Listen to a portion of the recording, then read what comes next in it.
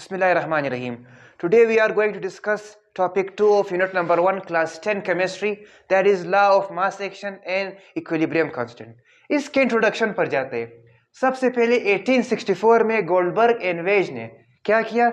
They studied the relation between dynamic equilibrium between the quantities or concentration.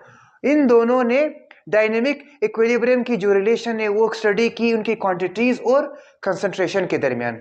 Dynamic equilibrium मैंने अपने first lecture में discuss किया था कि वो equilibrium in which the concentration of a species of both the initial reactants and products are same in a dynamic manner. इस तरह equilibrium को बोलते हैं डायनेमिक इक्विलिब्रियम. सो इन दोनों ने एक लॉ प्रपोज किया. That law is known as law of mass action. अब इस लॉ में what will we study? The definition of this law states that the rate of any chemical reaction is directly proportional to the product of the active masses.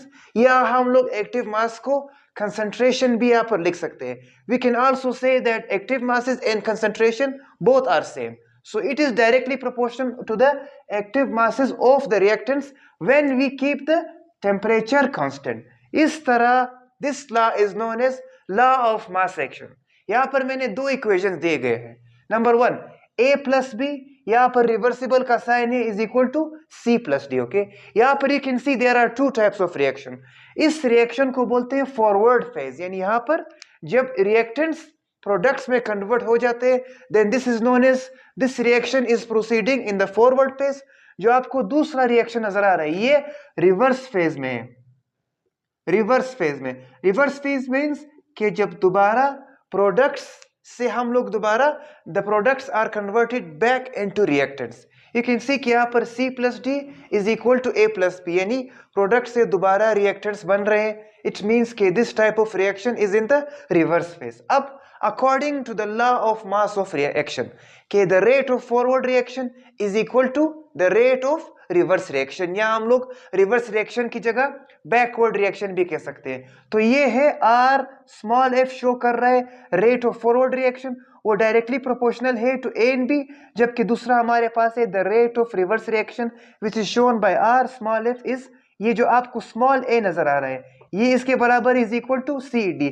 This small a shows के direct relation among the different species of the reaction.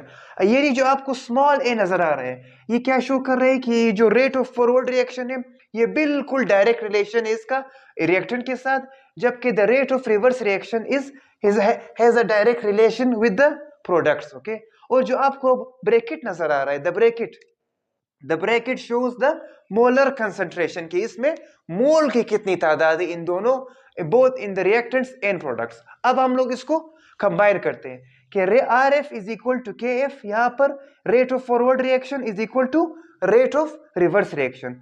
तो यहाँ पर आपको KF और KF and KR आपके पास आ गया. दिस मीन्स के KF and KR are proportionally constant. यहाँ पर जो दो न्यू वैल्यूज आ गई इट मीन्स कि ये दोनों क्या है, they are proportional constants. Proportional constant का मतलब क्या है कि एक फिक्स नंबर है. Proportional constant is a fix number. वो ये शो करता है कि जो दो वैल्यूज है आपस में are they directly in one another relation, या इनके आपस में रिलेशन डायरेक्ट है या इनडायरेक्टली. ओके, तो इसका मतलब क्या है, ये जो आपको this that is called proportional constant. अब हम लोगों ने क्या करना है, डायनेमिक इक्विलिब्रियम में the rate of forward reaction and reverse are equal, यानी जो डायनेमिक इक्विलिब्रियम है उसमें the rate of forward reaction is always equal to the rate of reverse reaction. So RF is equal to R small r. यहाँ पर फिर इनके हम लोगों ने दोबारा इक्वेशन लिख दिए कि KF AB is equal to KR CD. जब हम इनको इस तरह कंबाइन फॉर्म में लिखेंगे, बिकॉज यहाँ पर वी आर डूइंग, हम लोग मैथमेटिक्स भी कर रहे हैं कि KF upon KR is equal to CD with in bracket upon AB. So इसका मतलब ये हो गया कि डायनेमिक इक्विलिब्रियम में जो हमारे पास रेट ऑफ फॉरवर्ड रिएक्शन है it is equal to the rate of reverse reaction. अब हमारे पास नेक्स्ट आता है कि अगर KF एंड KR अगर कांस्टेंट है, ओके, फिर ये कंबाइन हो जाते हैं, यानी इन रेट ऑफ फॉरवर्ड रिएक्शन और रेट ऑफ रिवर्स रिएक्शन के जो प्रोपोर्शनल कांस्टेंट है अगर वो दोनों इक्वल है या इफ दे आर कांस्टेंट, फिर वो कंबाइन हो जाते हैं, जिसकी वजह से हमारे पास एक सिंगल कांस्टेंट आएगा। सो सिंगल कांस्टेंट क्या है? K F upon K R is equal to K C. अब हमारे पास ये जो सी है, this C is molar concentration, कि इस रिएक्शन में how many moles are present या what is the quantity of moles. So हमारे पास नेक्स्ट इक्वेशन आ गया, K C is equal to C D upon A B, हम उस ब्रैकेट्स के अंदर, फिर ये बराबर है के सी की इक्वल। सो के C is the equilibrium constant. सो हमारे पास के सी जो वैल्यू है that becomes equilibrium constant. Equilibrium constant क्या है? कि एक ऐसा इक्विलिब्रियम है जिसमें हमारे पास जो हमें बताता है the fix number of reactants in both the, हमारे पास ये हमें फिक्स वैल्यू बताता है कि हमारे पास रिएक्टेंट्स में और प्रोडक्ट्स में कि हर चीज जो मौजूद है वो कितनी मिकदार में है, या what is the concentration of the हमारे पास substances in both reactants and in both products. फिर हमारे पास जो ये आ गए दैट इज इक्वेशन 2।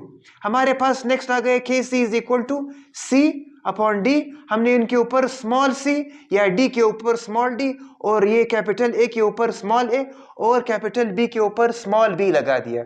ये जो हमारे पास आ गए, ये जो 4 वैल्यूज, ये जो स्मॉल लेटर्स है हमारे पास A B and C A D, they are known as reaction coefficient, या हम लोग इसको रिएक्शन कोएफिशिएंट भी कह सकते हैं। ओके, तो यहां पर हमारे पास जो इक्वेशन 2 आ गए, this is equation 2, K C is equal to C D upon A B, that is the general form. Okay, ये हमारे पास जनरल फॉर्म आ गया of describing the chemical equilibrium. This value is the general form के जिसमें हम लोग कोई भी केमिकल इक्विलिब्रियम को इस तरह शो कर सकते हैं।